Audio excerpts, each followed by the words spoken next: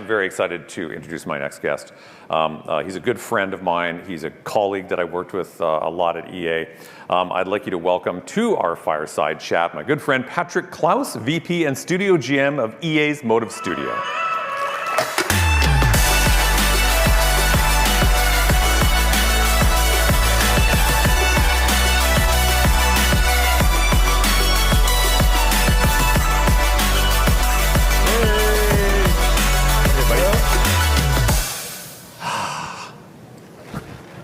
This is nice. Welcome to Vancouver. Thank you. Ça va? Ça va très bien. I love Vancouver. It's a sunny day. There's all these lovely people. It's great to be here. Yeah. So let's just make it easy to start off. How are you doing? What's going on? Doing great. I'm doing great. You know, I was thinking about XDS last week, and I came here like 7 or 8 years ago, and I had a great time. It was awesome. It was a great experience. Learned a lot during that time. Never did I think I would ever be invited to be on main stage of opening day, and never did I think that I'd say yes to anything like that either. You know, this is great. It's a beautiful day to be alive, Joe. It is, isn't it? Yeah. Yeah, we'd like everyone to give us props for coordinating our wristbands today, our watch bands, because that's kind of how we roll. Patrick, for those people that don't really know, a ton about your background, maybe give me a bit of an origin story. Tell me the story of Patrick. Okay. Is this a safe place? Yeah, the circle of trust? I think it's a safe place. Okay, that's cool. So I don't like talking about myself too much. I'll go quite fast. Well, I've got notes here, so in case you lose track. But yes, I grew up in the south of France. Always been a little bit of a dreamer and an idealist. A little bit lazy in school, really mostly interested in the subjects that I was really interested in. What I did know is I wanted to do something that would be a passion in life, and I kind of had 3 as a teenager. One was sports, one was going to Africa and working with big cats, and the third one was video games. I remember such fond memories playing on my Amstrad 2286, Prince of Persia, all these games.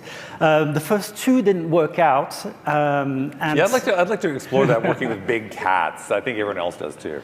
I just wanted to go to the Serengeti and help conservation, these kind of things. But my applications got nowhere because I was just a young adult with no experience. So it didn't work out. But video games did. And in '99, I moved to the UK, determined to start a career in video games. And this opportunity came up with a company called Egomaniacs, which was working very closely with Sega on the Dreamcast. 1999, it was the time of the Dreamcast, of the Dream Arena, a console ahead of its... Any of you played the Dreamcast at all?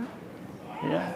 Such an awesome console, and it was a dream job working there. I remember just booting up Soul Calibur on the Dreamcast, and it just was so awesome. So I was working for community management at the time for the Sega Dreamcast. Did that for a while. It was a lot of fun, a lot of experience, and at that point I knew that I wanted to continue the rest of my career in games. I had another stint with a .com company that was offering games for download for free. And then I got into the big league by joining Electronic Arts in the UK studio as a former Bullfrog studio that had shipped Syndicate and Dungeon Keeper, and that became the UK studio. Worked on a lot of Harry Potter games. I was a QA project manager. Learned so much during those years working with seasoned veterans and people that were just so passionate about what they did. And I guess my career just went on from that, just by being curious and having fire in the belly, to learn and to continue to kind of enjoy working in games and grow as a person, So and yeah, here I am today. I love it. I'm as passionate today working in games as I was 23 years ago. Hey, like you, 23 years. Yeah.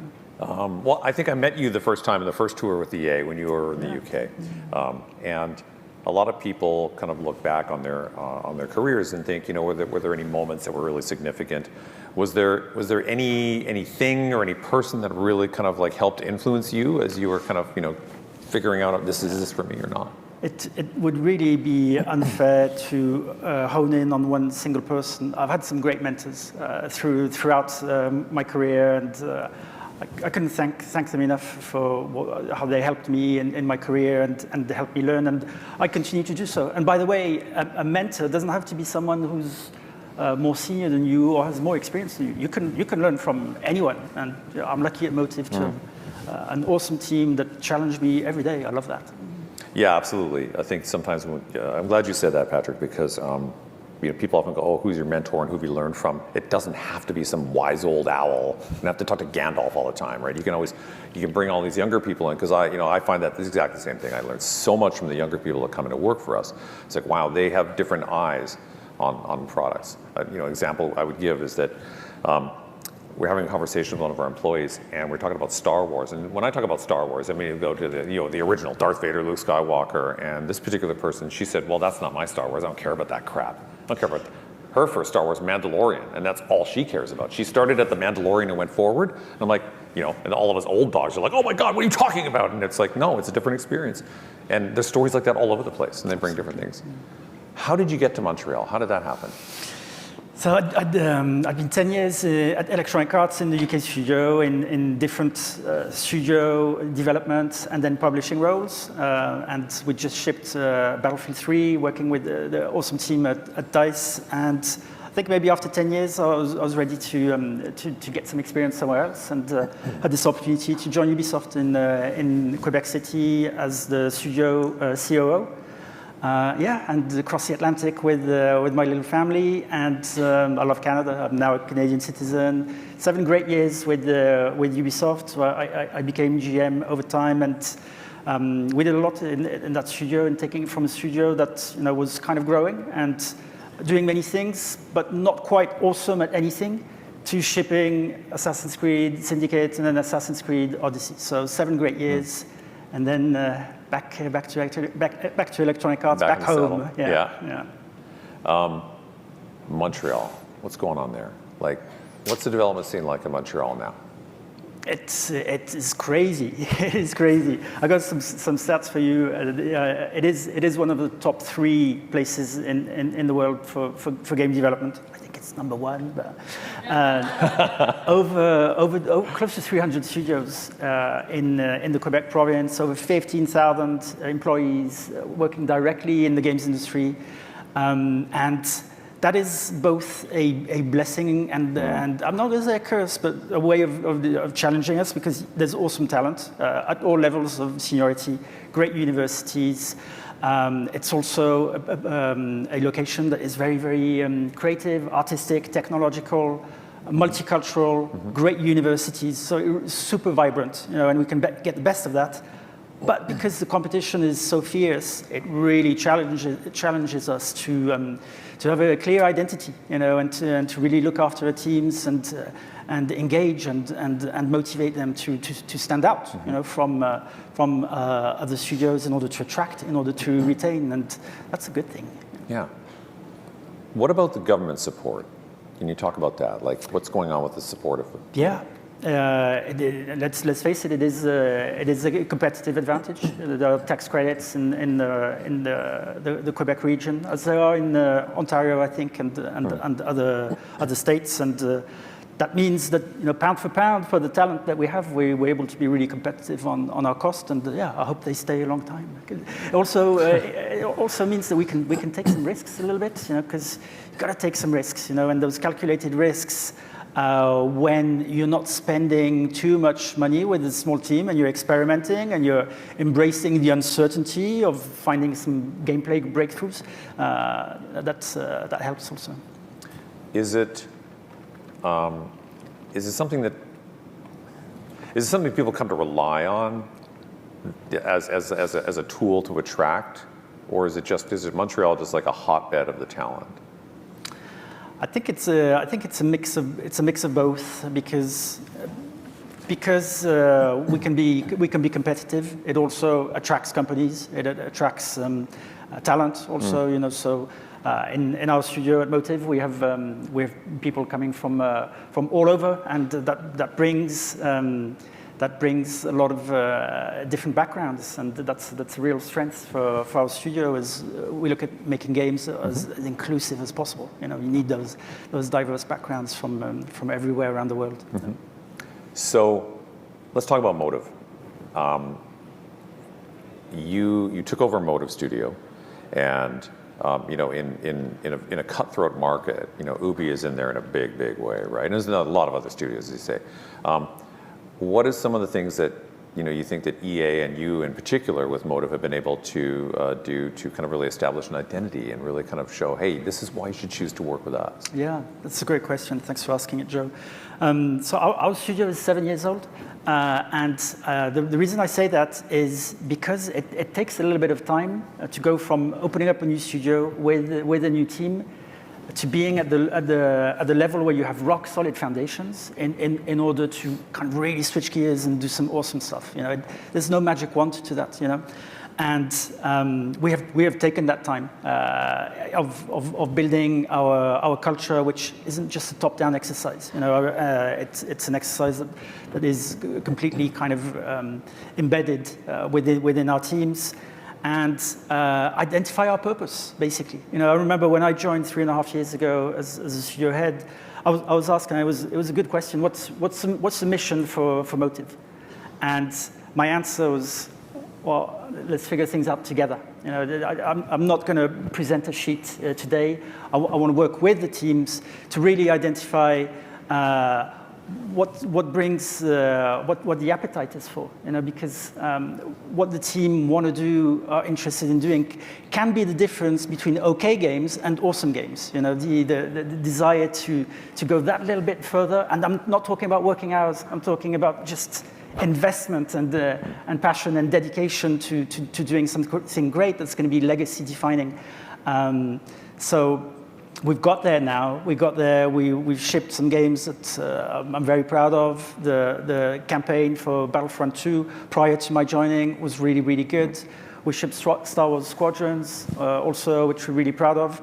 And we've got Dead Space remake, which is around the corner also, which is super exciting. So now we have our purpose. We know where we're going, and that's engaging for our teams, you know. And one thing I will add also, Joe, you know, is in the pursuit for excellence, because you know this is Electronic Arts, big studio in Montreal. We have to be great. What we do, we have to ship great games. There is no opposition between trying to build a culture of excellence and being a very human studio. In fact, I would argue that the two work really together. So that's what we're trying to build. And you know, beyond the words, beyond the communications, beyond the marketing, it's all about walking the talk, right? And that's probably the hardest part, but the most important one. Yeah, I want to come back a little later on to the products, but let's talk a little bit about the culture, because a lot of people think, you know, it's like, oh, they say, oh, we have great culture. But what does that even mean to say we have great culture? How would you describe the culture at Motive?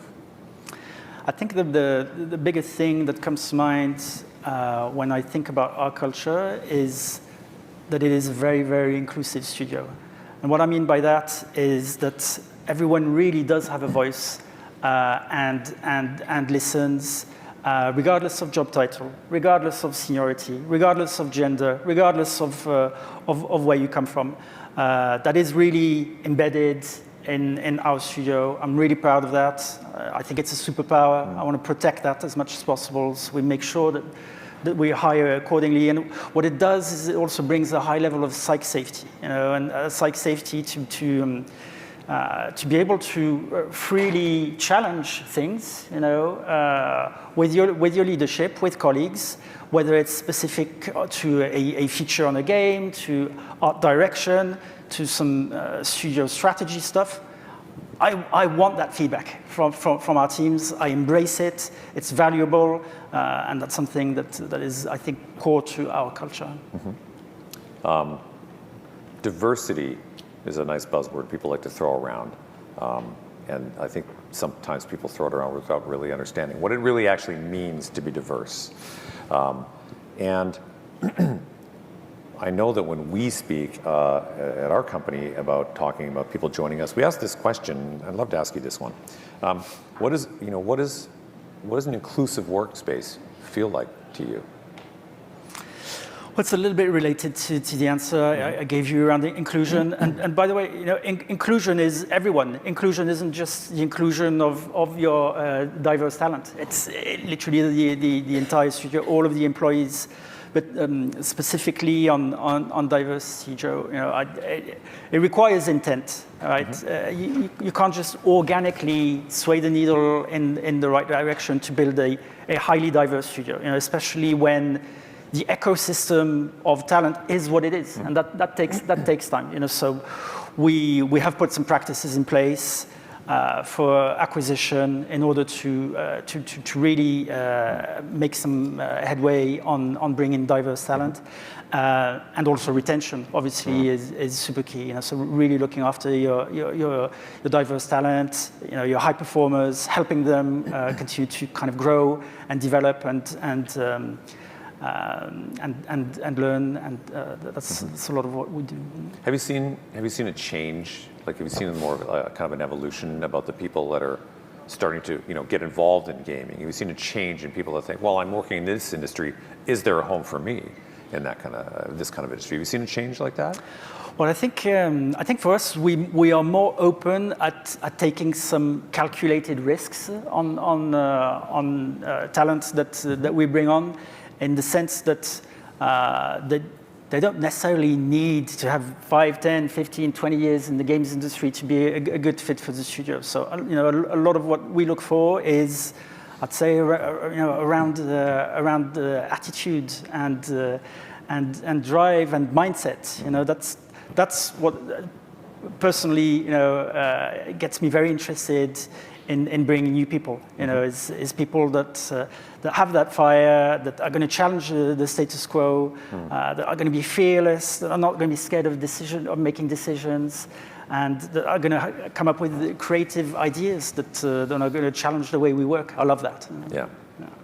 Yeah. We have been thinking very hard about culture in our industry from our perspective, and we don't look for people that are a culture fit. We look for people that are a culture add, right? Because if everyone already fits, then it's just going to be the same kind of thing. So you're looking for that diversity of thought. The younger mentors that are going to come in and teach us old dogs some new tricks.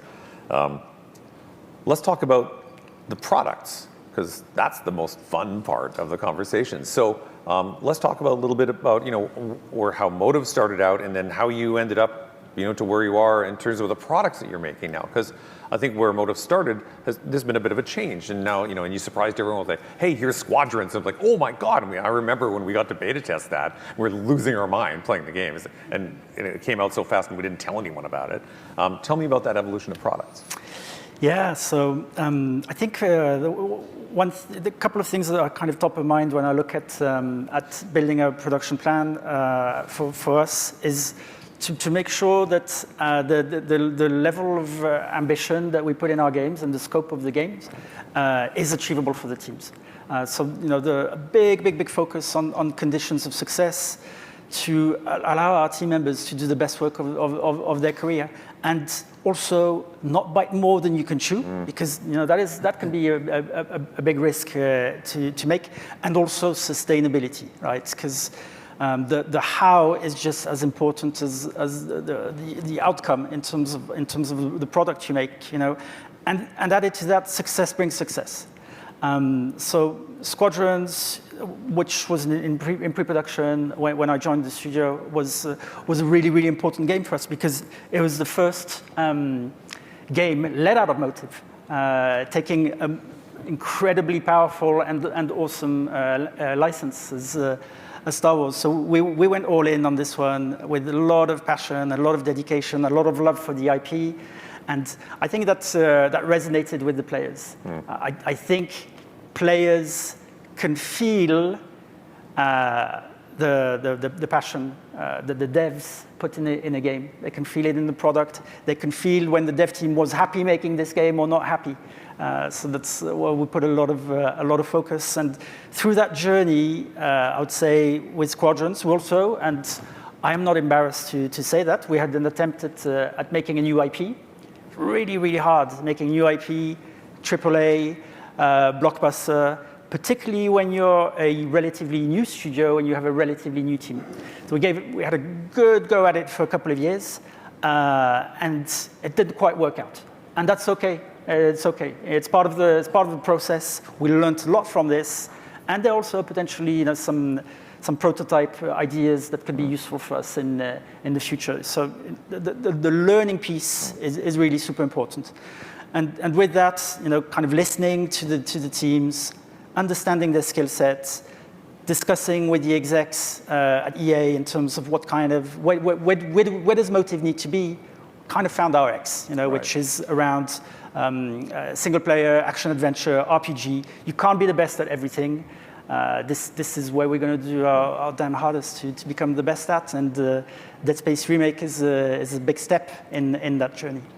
Yeah, I remember finding out about Dead Space and being so excited about that. And I have been noticing that, even over at Full Circle at EA, with Skate, there's a big demand for stuff. People, you look back at a game you used to play, and a lot of you probably remember, oh, I'm going back and playing that game I used to play like 10 years ago, and then you play it, and it doesn't quite feel the same. It doesn't look that good. It's kind of janky. And you think, man, I wish someone would update this. And here you are, bringing Dead Space back to a bunch of people that were waiting for it to be redone, and then a whole new generation that has never played it, right? Yeah, it's iconic. How many of you have played the original Dead Space out of interest? That is quite a lot. We're so excited about being able to remake this game from the ground up with a new engine, with new features. So it's going to be coming out end of Jan. We're really excited. It's go time for us as we get close to our content lock. And one thing that's really kind of become part of our DNA as a studio is the transparency with players. This is a single-player action-adventure game, where traditionally in the past you wouldn't talk about it with players until you start your marketing campaign. Kind of about now. What we decided to do, because it's such a beloved franchise, is to talk to players really, really early on, literally in pre-production. We started engaging with the community council, we started doing live streams, and that level of transparency and authenticity that the devs have for the product helps build trust with the players, and that's really, really important. And we also get incredibly valuable feedback, which we take into consideration, as well as our UXR, as well as telemetry, to iterate and hopefully ship the best game possible. I'm sure it's going to be awesome.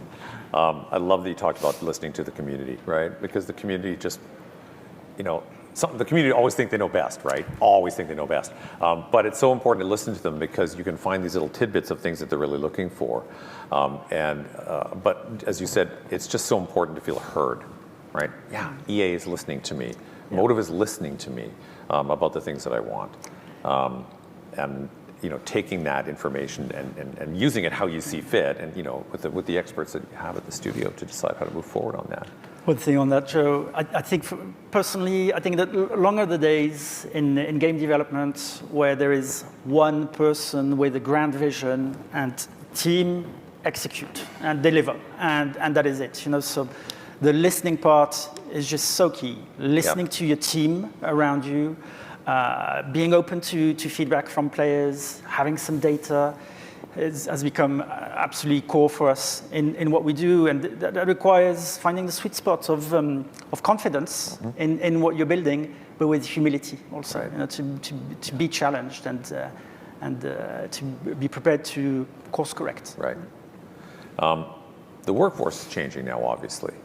If COVID has taught us anything, and I will throw a shout out to EA that when COVID hit, I remember you and I were in the same meeting talking to our boss, Samantha. She said, "You're all going to go home for a week."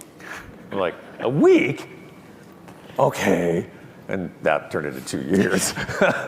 But watching a studio like EA, because I got to see it in front of me, was how they mobilized everything so incredibly quickly, and everyone became working from home, and it worked.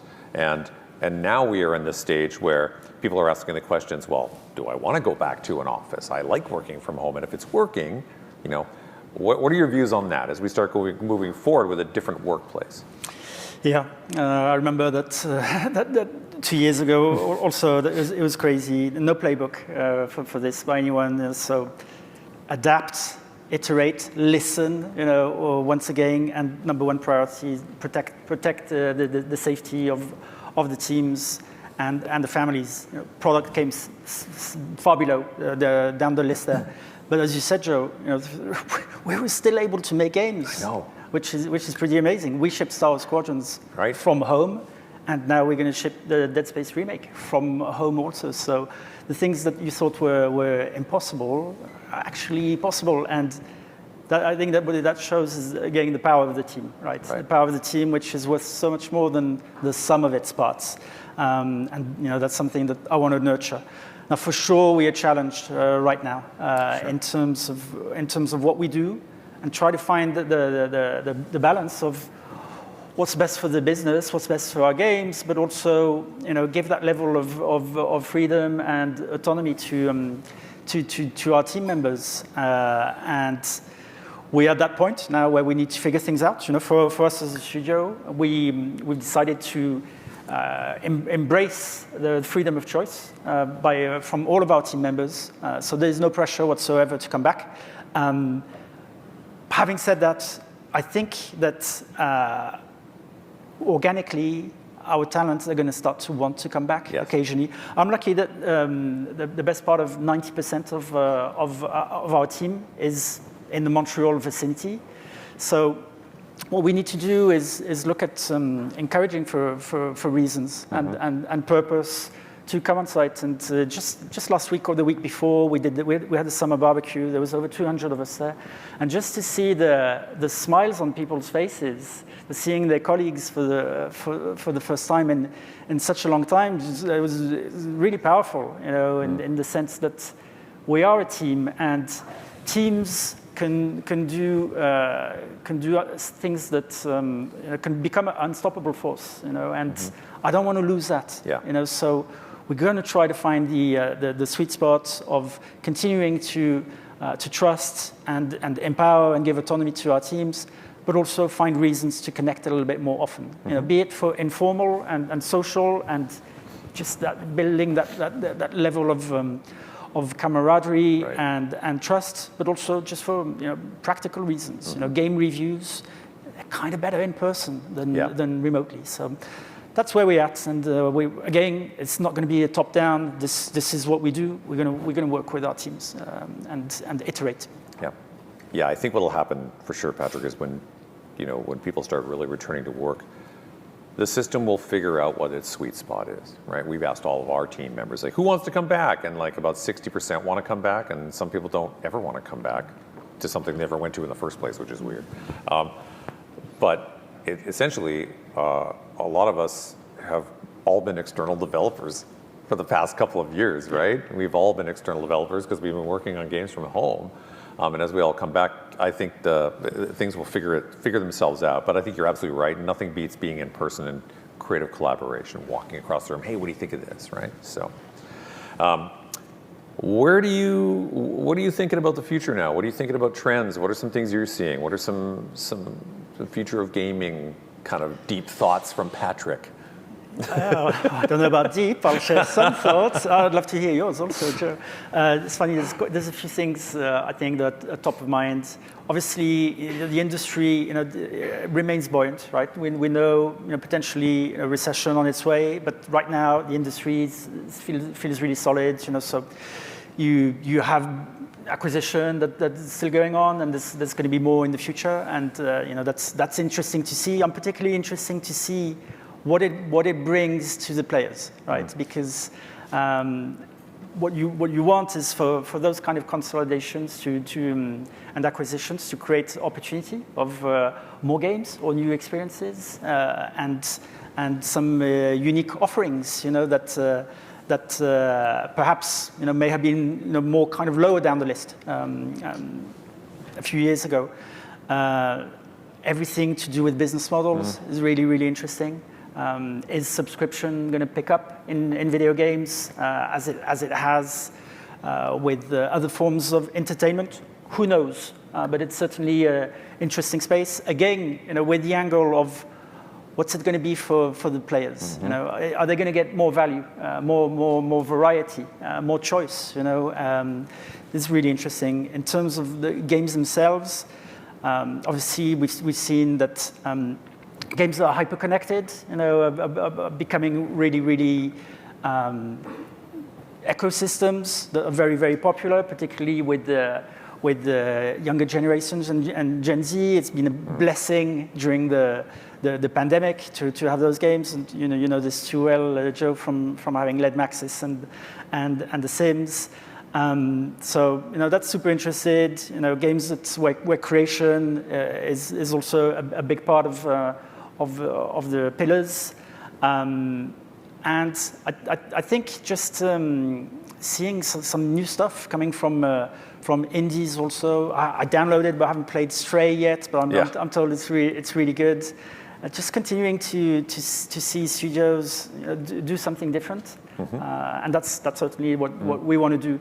Through our stories, through our innovative gameplay. I think to stand out and to be a success, you need to find your differentiating factors. So it's an exciting time to work in games. I would say also, because I'm biased here, obviously, because my studio's focused on the single player. That audience isn't going away anytime soon. No. People still need to escape, to explore, to discover. Everybody's different. Not everyone wants to be hyper-connected. No. When they're playing video games. So let's not forget those players. Right. Yeah, you nailed it. I think the market will segment, and there will be people that want to connect to things and create their own experiences and really feel like part of a community. But there's other people that just leave me alone. I just want to enjoy a game. I want to go and play this. I think drawing back to what you said earlier, really listening to that community, making sure you're making the product that they want to see, and delivering it to them in a form factor that they like, right? And they'll tell you. Right? They'll tell you. Oh, right? They will. They'll tell you whether they like it or not. In a few minutes, we're going to let y'all ask some questions with a super cool mic that I get to throw into the audience. It's completely covered in foam. And you can ask Patrick whatever you like. So we'll get to that in just a couple of minutes. But before we take the questions, Patrick, any kind of final thoughts about what's going on with you in the industry, and it could be anything. You're going to get into the metaverse or not? Whatever you want. No metaverse, no NFTs. No. Again, I go back to focus and the fact that you can't be the best at everything. I feel very fortunate. I have so much gratitude for being part of Electronic Arts, for being the studio head at Motive, working with awesome teams. We're just super excited about Dead Space, super excited about what we're going to do next. And you're going to announce that right now, right? No, I'm not. With that, perhaps the one thing I will also mention is that with the momentum that we have as a studio, we're going to need some help. We can't do this alone. So certainly, and I have a team of 3 awesome Motive team members that are with me today. That are meeting with some of you.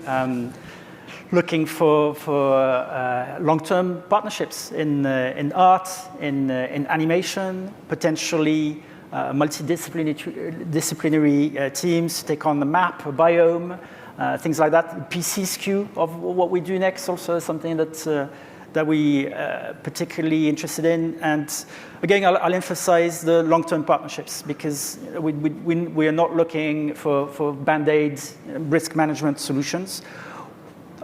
So I go back to the beginning and being an idealistic, right? So, and I still am an idealistic in the way I see things. And really, the holy grail is partners that are just as knowledgeable and as passionate and excited about working on the games that we've got in development as we are. Really an extension of Motive. That's what we're looking for over the next few years. It's exciting. Awesome. Well, we're at the moment where Vanna White comes out. I'd like to buy a vowel, Vanna. Thank you so much. This is said microphone, right? It's very exciting. But there are some key points about using said microphone. I will throw this out, and then you guys can, beach ball fest it and do whatever you want with it. This is the actual microphone. It aims this way. So if you catch the microphone and you have a question that you want to ask, do not hold it in your lap, because we don't know what's going to get picked up if the microphone is in your lap. It could be your stomach growling from a late night. So we are now almost perfectly timing this, man. This is dope. Does anyone have a question that they have for Patrick? Oh, this is going to be an easy throw for me. If I botch this, it's never going to be forgiven. So right here, I'm going to throw this microphone to you, and when you get it, you talk into it like this. So I will toss this to you. Oh, nice catch. All right. Hi, I'm Junie. I'm also with EA. I'm with the XDI team. You touched on the topic of psychological safety, which is a topic that's very close to my heart, both within our internal teams as well as working with external partners. But super practically speaking, what does that look like for your role day to day? I think super practically, what it means is I have to concentrate on a high level of self-awareness, like constantly, and that's a muscle that doesn't develop overnight. So I've been lucky; I've had a little bit of coaching there to help me with that, and that means I've become hyper aware when I'm in meetings, in reviews. Of any kind of signs where I could see that some team members may be a little bit defensive in their responses, which then discourages some people to speak up. So I've become aware of these things, and then in my role, I'll have those conversations, and more often than not, they are welcome, because you don't know what you don't know, right? And the more you pinpoint these little things, the more collectively, we continue to develop, to remove some biases that we have, be more self-aware of the image that we project, how it can be perceived by team members. I really try to lead by example. I'm not perfect every day. And I think perhaps the last thing I'll say, we talked about culture a little bit, is just the learning organization piece, right? We are a learning organization. We're not perfect. We know that. It's okay. Collectively, let's listen to each other. Let's iterate and just keep getting better. That's great. Thanks for sharing, and thanks for the talk. You're welcome. All right. Anybody else? Oh, yeah. Okay. Backhand. Nice. Hi, Patrick. Salut, Laurent. Salut. So I have the same accent as you, so I think we're going to be able to understand each other.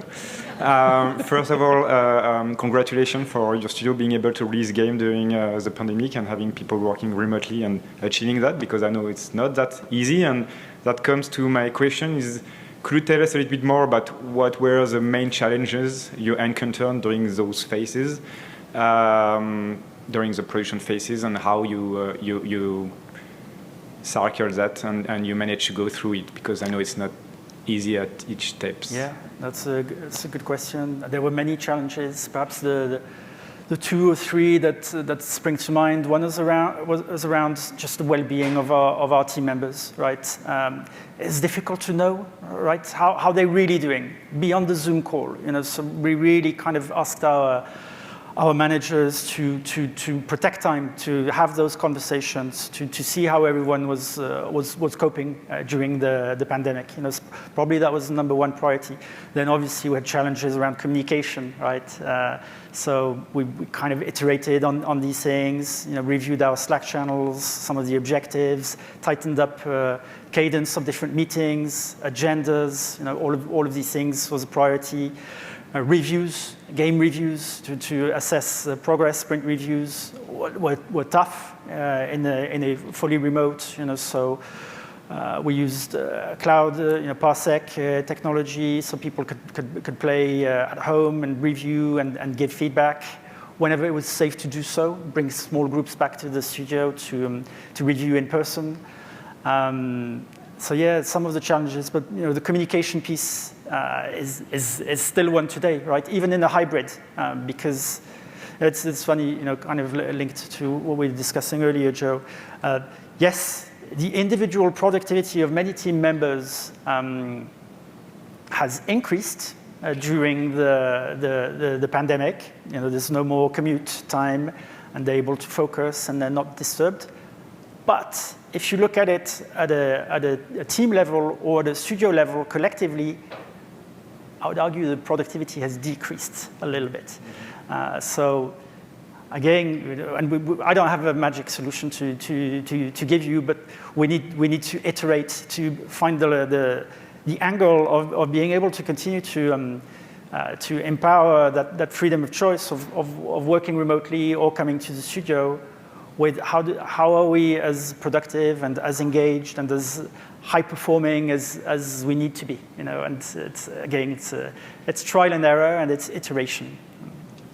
Sorry, I'm going to keep the mic a little bit more. By that time, did you work with external partner as well during those periods? And if yes, something, what were the changes you encountered to work with a partner who something had to be remote and not in their offices, and something, did it bring an extra layer of complexity?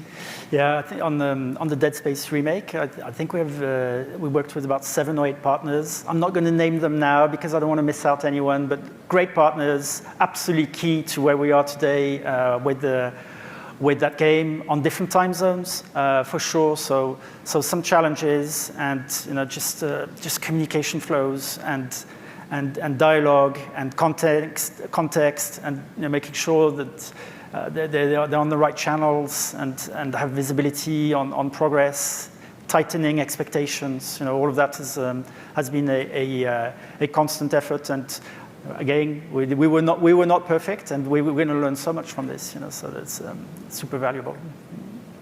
Thank you. Great. Hey. Lauren. Hi, I have a lot of friends who are currently looking for a job, and they're Americans. And when I was looking around for them, there are a lot of jobs in Canada. And Motives is Montreal. I wanted to ask, for all my friends who are looking, how would it affect an American employee if they're working for a Canadian-based? I know EA is global. I used to work with EA, but would the benefit be lower, this and that? And does Motive is currently looking for people outside of Montreal because you are still trying to stay true to the hybrid way of working? Yeah, that's a good question. I would say where our context means that we focus more on hiring first within the province and within the region is because there's so much talent there that becomes the priority for us. And where there are rare skills that we struggle to find within the region and the province, then we will look in the US, we will look East Coast and West Coast, and we have a few employees that work remotely from the US. But I would say right now it's like secondary to our strategy rather than at the core of our strategy. I would say though, if Motive is not a good fit, there's plenty of other EA studios where they could be a fit. I have a second question. Lately, a lot of people ask me to look for outsourcing managers, or in here we said external development managers, who could speak a second or third language. Is that something that EA or Motive is looking for as well? Yes, as we kind of ramp up our ambitions for the future, we're putting a lot of focus on putting a structure that's going to be scalable for us over time. So yeah, I've got Ambre, Eric, and Kevin there from Motive, and that's part of the remit is to figure out that role and responsibilities, and really listen with external co-dev partners to also understand how we can continue to do better, right? Because we're in this together. It's not all about us, and arguably those external partners have more knowledge than we do. So we want to learn that. It's super valuable.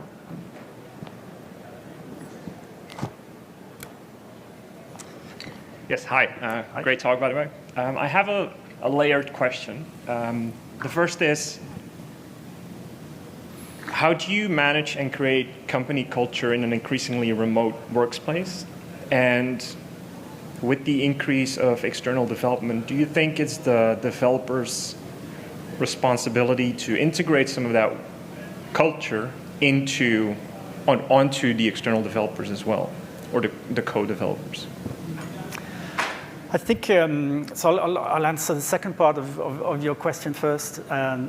I think for sure there are some guiding principles that are really important to us, that if external partners are going to be an extension of the dev team, that should kind of flow across. But then at the same time, you want to be careful because you don't want to impose a culture either, and the difference is a strength, right? So it's fine to embrace also the fact that an external partner will come with an approach that may be a little bit different to yours, but as long as it's kind of common ground on the guiding principles, you're able to speak the same language and work well together with free-flowing communication and a level of trust and respect, then you're in a good place. In terms of the culture within a remote environment, it's hard, and yes, I have a key role to play in that, through authentic and transparent and honest communications, and then it cascades down into our managers and into all of the team. It requires constant effort. We're never done, right? And that's also part of the beauty of working in games, is that you're constantly challenged, and you have to be flexible and to adapt and to look at yourself in the mirror and figure things out. I love that part of the role. All right, thank you. You're welcome. We got a hand anywhere else? Yep. Hey, Thomas. I have an extremely practical question. How are you dealing with the hardware setup and the hardware requirements in a hybrid environment? Like, is everyone getting two computers, or is Parsec the solution, or what's your approach there? So I think with most employees, and Ambre, you can just, if I get it wrong, please tell me. We have each employee has kind of chosen their primary location of work, and that's where the high-end hardware would tend to go. There may be some exceptions with some employees that have a double high-level setup. And Parsec is used also by some disciplines, for game reviews. So mixed setup, basically. Yes. Hello, my name is Leonid from Logros IT. We've noticed a lot of consolidation efforts on the supplier end. I'm wondering, are you scared of that? Are you scared of both risks, because your selection of vendors is very limited, and of losing this diversity and, to a sense, local flavor? Well, it's a good question.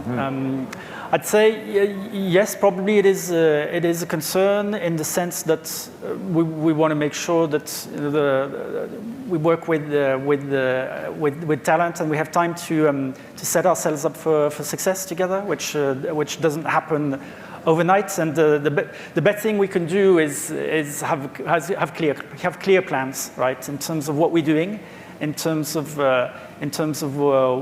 what kind of support we need, what kind of collaboration we want, and take time to build that. It's kind of the foundations of a partnership.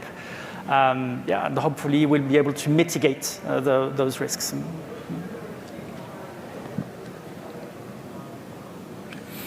The Hail Mary. Just got to say, there's been a lot of good throws and catches. This is my first XDS, but I'm just going to put in a request for a sports team maybe next year. Just throwing it out there. Viewpoint diversity was mentioned, and I've observed more openness for discussion in the workplace around social issues, and I'm curious if a commitment to viewpoint diversity has has been a challenge if there's cases where there can be differences in viewpoints that are strong, and if that's come up, and if how you've dealt with that. Yeah, that's a great question. Occasionally, I'm not going to lie, there can be a little bit of friction, and the way you deal with that friction is again through dialogue, through conversation, through context, and also you want to demystify certain perceptions, because it's easy when you don't know to make some shortcuts in terms of what you're doing or why you're doing it. So a lot of emphasis on the why. I think helps to remove some of that friction points, and through our push to have a more diverse studio, we're still always going to hire the best person for the role. There's no compromise there, with a lens on increasing diversity. A little more. Do you have any more texture on that question? I was curious.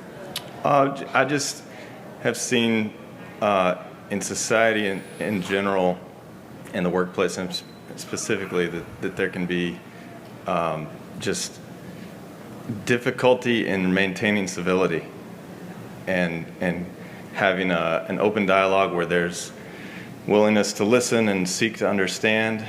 And it's just something I'm interested in advocating for, a charitable conversation. And I'm not exactly sure how to achieve that, but I'm just interested in hearing how that's gone other places. Maybe just one more thing to add. Over my last 23 years in games, I've become all too aware that not every decision you make can win a popularity contest. So you've also got to have the courage of your conviction. And some people may come to the conclusion that maybe they're not quite a fit for our culture and the way we do things, and that's okay.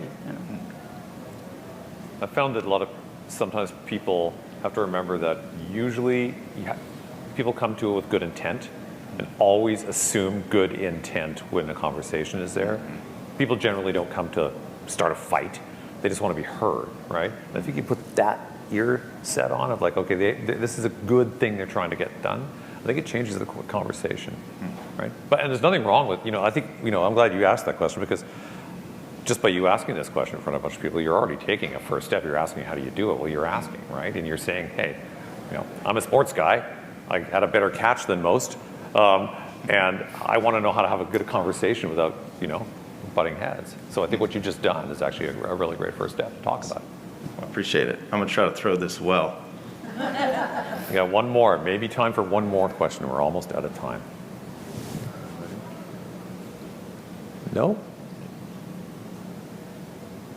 If I wait for 6 more seconds, we're going to time this perfectly.